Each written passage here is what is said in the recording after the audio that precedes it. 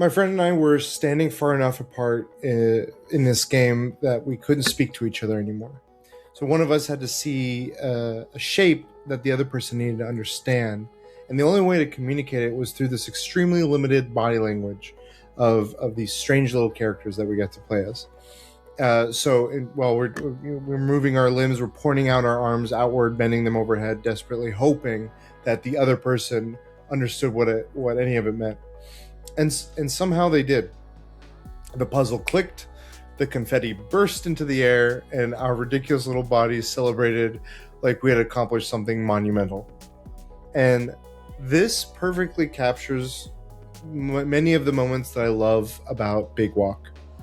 This is a multiplayer puzzle adventure game from House, the team behind Untitled Goose Game, and it can be played by up to 12 players. Although I've primarily experienced it with one friend and spent a lot of time playing with up to 3 in total. It has some of the social energies of Peak mixed with the knowledge-driven discovery of games like Blueprints, The Witness, Animal Well, and Outer Wilds. Those come to mind for me a lot. As you enter this beautiful island filled with all kinds of objects, structures, bewildering puzzles that rarely explain themselves, and you're exploring and experimenting and getting confused and gradually learning how this place works.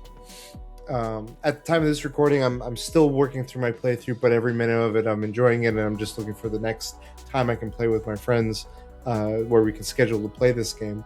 Those other puzzle games that I talk about often become social after we play them. And I think something that makes this one so unique is we compare, in those games, we would compare discoveries, we would exchange theories, we would carefully ask how much the others knows, when we're doing our Blueprints runs or Animal Well, figuring out how certain mechanics work or anything like that.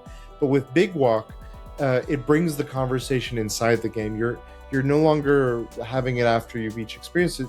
You're having that discovery in no longer a private experience. You're having it in a shared experience. All right, so the island is in Big Walk is beautiful before it's even understandable. You'll come across strange objects, unfamiliar symbols, structures that clearly have some purpose, or you may think they sometimes allude to, even if you have absolutely no idea what the purpose is yet. And the game is comfortable letting you sit with that confusion. It rarely feels like you're following a checklist of puzzles.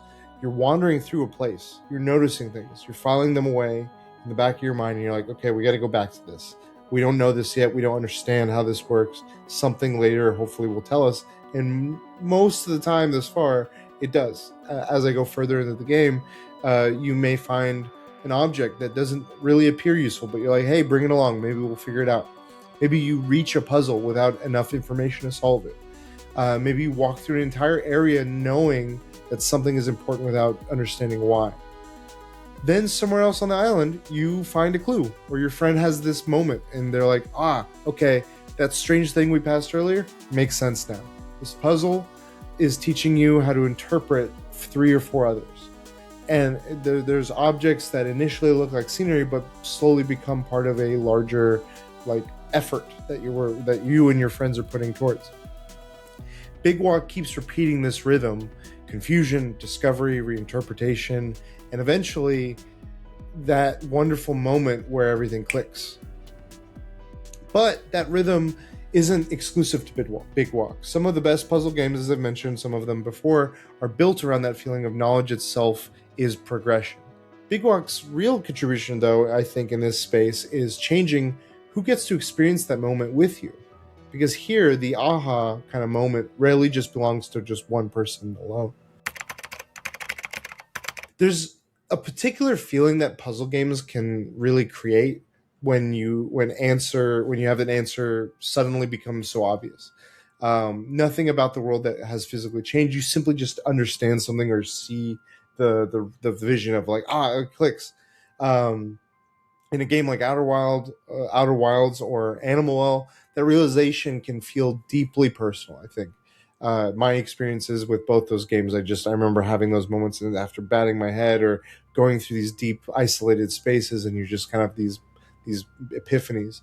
You sit with it for a moment. You try to understand this larger implication, and eventually tell someone else what happened. I try to find, like, I've talked with my friend Talcate Brigade. We'll have these moments later, like, oh my god, did you experience that? But again, going back to Big Walk, it lets another person or people occupy that moment with you, and it's a shared experience. Sometimes one player notices something the others missed. Sometimes everyone has a piece of the answer, and sometimes somebody says an idea out loud that initially sounds ridiculous until it works. And I gotta say, it works sometimes. It may, some answers may feel janky, but they work. And that answer gradually forms somewhere between everyone's involvement. That makes solving a puzzle feel closer to a conversation, like I'm talking about before. It's like a new way to converse. You're comparing what you see, testing each other's interpretation, and developing theories in real time. When the solution finally arrives, you remember more than the answer. You remember who noticed the clue, who misunderstood it, who accidentally stumbled into the solution, and how everyone reacts when the confetti finally appears. That confetti moment is such a joyful, whimsical moment. It's so simple.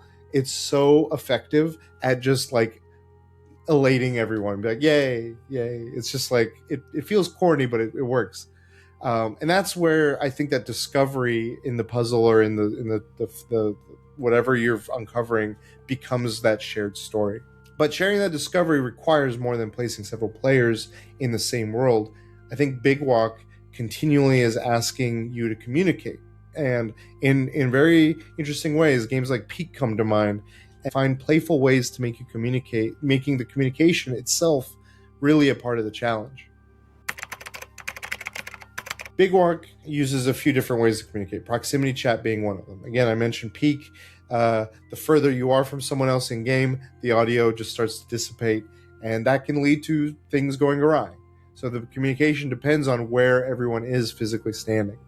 When you're together, you can talk through a problem normally. When the game separates you, the familiar tool can disappear, and you're like, where did Bob go? Where is Joe? Where is Mary? That's when the character's limited movements become unexpectedly important, I think.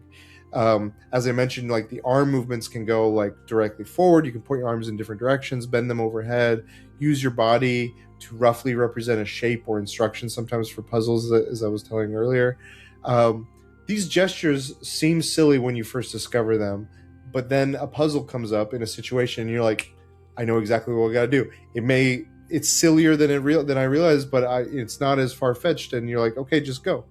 So, the story I was sharing earlier, my friend and I encountered a puzzle where we were just too far apart to really communicate with each other. And one of us had to communicate a shape to the other person to figure out which puzzle piece to put in the slot. So suddenly, waving our little stick arms around wasn't just amusing, it was our vocabulary, it was our language. And the game gives you a limited set of tools and lets the group decide kind of what they mean. As you play further, more tools become available to you, and you guys all got to figure it out. So a gesture might become a shorthand, an item might become a signal, and eventually you're running around frantically being like, come over here, I think I found something. So as you progress, you acquire more items, and you go through it. But that limited communication, I think, is a really fun tool to play with in this game, because this game is about sharing something with others. And the limited, it can be frustrating, but as you're going through these misunderstandings, I think there's enough whimsical nature to it that you're like, oh, okay, let's try this idea. Let's diffuse it. It doesn't have to make sense. You can spend a few minutes confidently solving the wrong problem. We definitely spent a good hour on one, and it was, I very much empathized to my friend Talcate Brigade because he drew the short stick on that one. But Big Walk makes those failures enjoyable because it understands that looking ridiculous is part of the fun. You can feel the personality of House and the Untitled Goose Game team throughout Big Walk. The characters look like a few circles stacked on top of one another with pointy noses, stick-like limbs.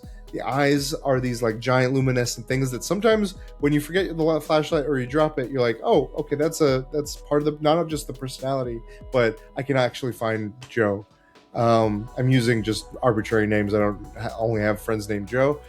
But even standing still can look funny because There was a few moments where like the legs, as you're just standing idle, the legs are just bouncing in place and the body's wobbling, and every attempt at a serious communication looks like a group of children inventing a new form of an interpretive dance. And then you solve something and receive the tiny explosion of confetti. And again, like I said, it's such a cheerful celebratory moment, but it's still silly when you like take back all the like the hour of build up to that just little win. It's simple, but it gives the entire experience a sense of warmth. And that comedy also changes how failure feels. As you know, you're frustrated with like an hour of a puzzle, getting an answer wrong, or just butting your head against the wall.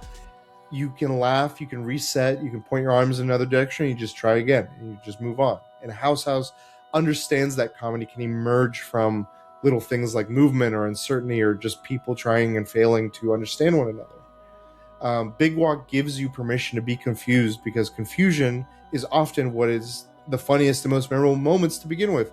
That frustration that built up to that little win, that's the moment, that's what you're going to remember.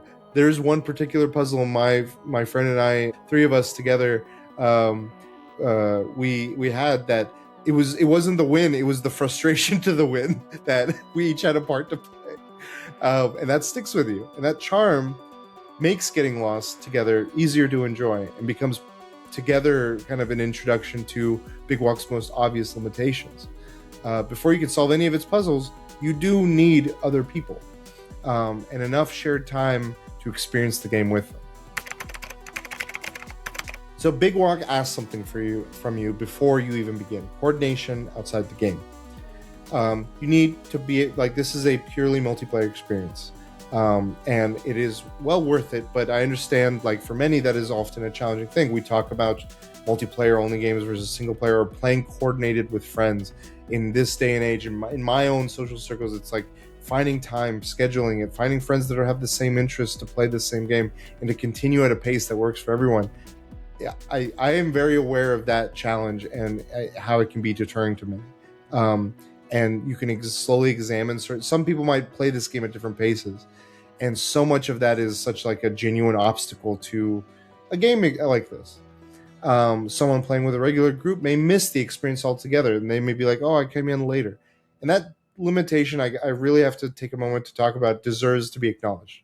It is also inseparable from Big Walk's most interesting idea. So it's like it's a pro-con there of your friends aren't just accompanying you through puzzles. You're going through this as a joint experience together. That information can be divided amongst you. Communication can be restricted, but like ultimately, this is a shared experience, and it's meant to be done so. And it really brings that energy out of this game. Even like, again, like you can play with two people, you and another, or you can go up to 12. And changing that, the game tunes itself as you go into a server to host the game. It changes the puzzle requirements to match the number of players. So even playing with 2 or 3 people changes the energy compared to playing with a larger group. 3 may have more observations, or there's certain opportunities for confusion, or even more chaos. The group shapes the experience, ultimately. Your relationships, your communications, and everything. But Big Walk requires other people because it's interested in what happens between those people. And that's honestly the clearest difference between Big Walk and the other discovery-driven games that I've talked about that it resembles.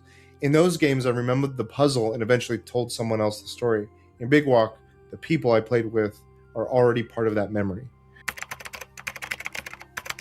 So many great puzzle games begin with the same question: what am I supposed to do? They give us unfamiliar worlds and trust us to slowly develop and understand them. Eventually, confusion gives way to recognition, and we experience that wonderful moment when the impossible suddenly feels obvious. Big Walk allows that realization to belong to several people at once. I've said it time and again throughout this video. You get lost together. You overlook clues together. You misunderstand each other. Wave your arms like idiots. You propose ideas that have absolutely no chance of working, but you're like, we've tried everything else. And then somehow you understand. The confetti celebrates the solution, and you kind of get to go to the next thing.